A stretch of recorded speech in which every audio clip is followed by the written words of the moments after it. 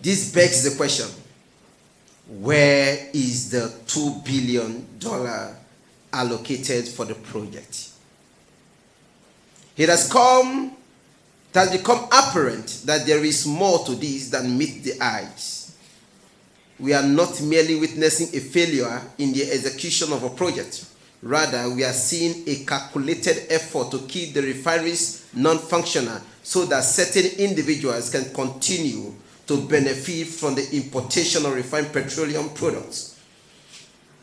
There have been investigations that suggest Kyari has deliberately refused to fix the refineries, including the Port Harcourt Refineries, in order to sustain the payment of fuel subsidies, import blended fuel into the country, and use the refinery as a conduit for siphoning taxpayers' money.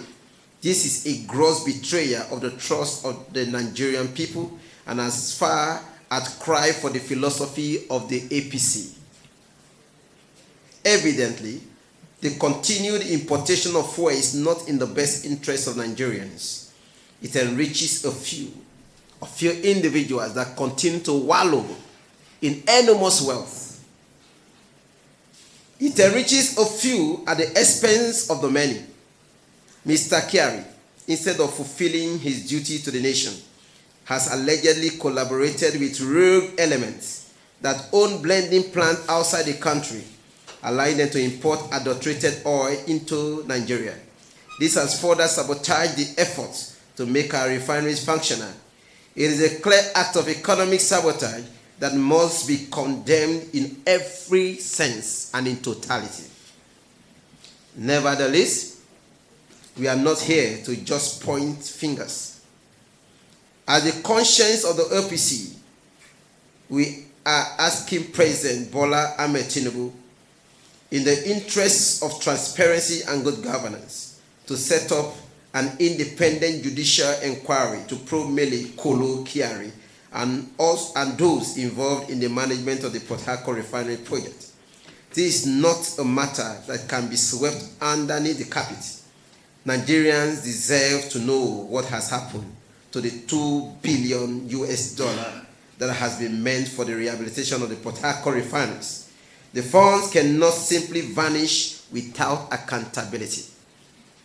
Furthermore, we call on the National Assembly Joint Committee on Oil to urgently undertake a thorough investigation into this matter. We need to answer that need answers, and we need them now. Not tomorrow, but now. The National Assembly, as the legislative arm of government, must rise to the occasion and fulfill its duty of oversight, which is one of the most fundamental promise made to the Nigerian people that they represent. We are asking them to unravel the mystery behind the failure of the Port Harcourt refineries to come alive despite the billions spent on it. The Nigerian people have waited long enough. It is time for action. Additionally, we echo the call on elder statesman Chief Edwin Clark, who has urged the federal government to grant licenses to more local refineries.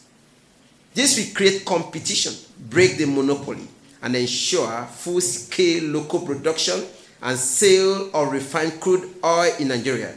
We cannot afford to rely solely on the Dangote refinery, no matter how efficient it may be and it may look. The government should open the space for more players to enter the industry, and in doing so, we drive down the cost of fuel and create job opportunity for the teeming people and for the Nigerian citizenry as a whole. On that note, we also demand that all additional costs built into the pricing of fuel from the Dangote refinery by the NNPCL be immediately removed. Nigerians are already suffering from the high fuel prices, and any unnecessary costs added to the price are unacceptable. The NNPCL must ensure that the fuel is sold at the cheapest possible price, taking into consideration the financial hardship facing the average Nigerian. Any attempt to artificially inflate prices must be.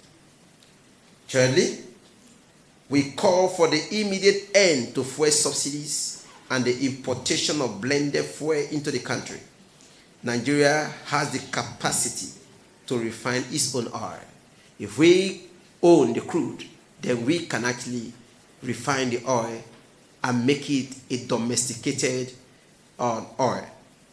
And there is no reason why we should continue to rely on the imported products. The importation of fuel is a drain on our foreign reserves and creates opportunity for corruption. It is time to put an end to this menace. Lastly, we believe that the future of Nigeria's oil sector lies in the hands of its citizens. We must invest in local refining capacity, encourage the development of private refineries, and ensure that the wealth generated from our oil is used to improve the lives of all Nigerians. This is the only way we can achieve true independence in our oil sector and break the cycle of dependency on foreign products. And here I would want to say, until we begin to think Nigeria, buy Nigeria, sell Nigeria, nothing changes. We must begin to redefine Nigeria. In conclusion, we, the APC Youth Solidarity Network, stand firm in our resolution for accountability, transparency, and justice. The missing $2 billion from the Port Harcourt Refinery project is a stain on our nation's conscience, and we will not rest until those responsible are held accountable.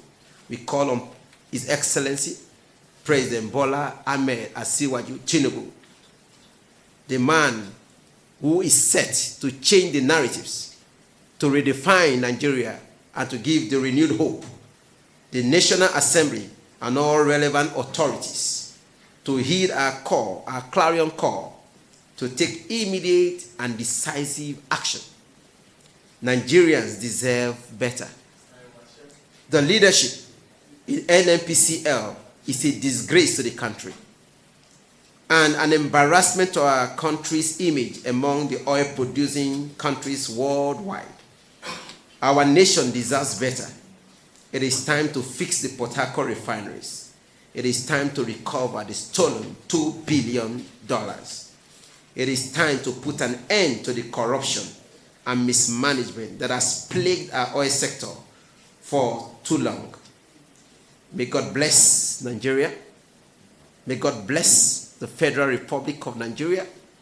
May God bless His Excellency, the President, President Bola Ahmed Tinubu, as God grants him the wisdom to hearken to this call as we redesign